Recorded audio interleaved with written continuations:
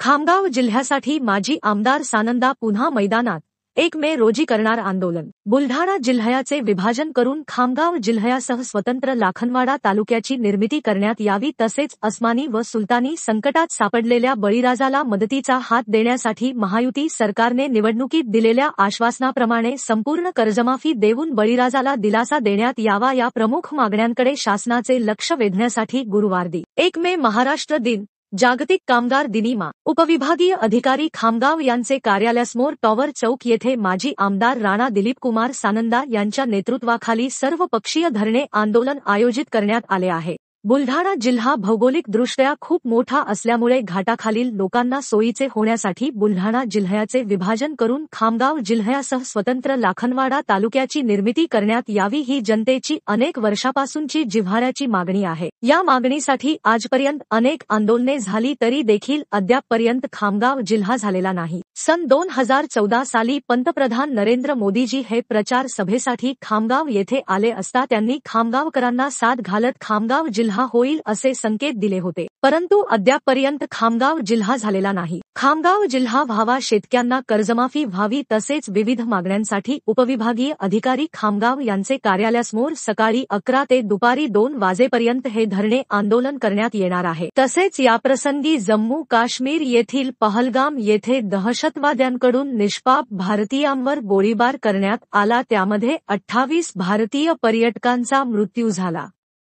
दहशतवाद्यांकडून झालेल्या या हल्ल्याचा तीव्र निषेध करून हल्ल्यात मृत्युमुखी पडलेल्या निष्पाप व्यक्तींना श्रद्धांजली वाहण्यात येणार आहे।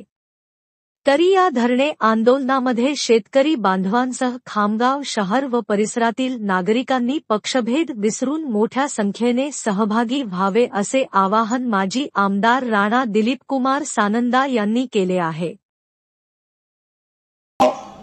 जिल्हा व्हावा यासाठी मी सर्व शक्तीपणाला लावेल। सर्व प्रस्ताव त्या ठिकाणी गेलेले आहे। त्या माध्यमातून माझं सर्वात मोठं स्वप्न आहे या परिसराची प्रगती व्हावी। खामगाव जिल्हा व्हायलाच पाहिजे होता। इंग्रजांच्या वेळेस ते थंड हवेचं ठिकाण बुलढाणा होतं, म्हणून बुलढाणा झालं। नंतर सर्व जेवढी तालुके आहेत, जेवढी मतदारसंघ आहे, त्याच्या मधोमध खामगाव आहे। त्या सर्व गोष्टींना इतर लोकांना देखील मोठ्या प्रमाणामध्ये होईल। तर खामगाव जिल्हा व स्वतंत्र लाखनवाडा तालुका करण्यासाठी मी वचनबद्ध आहे।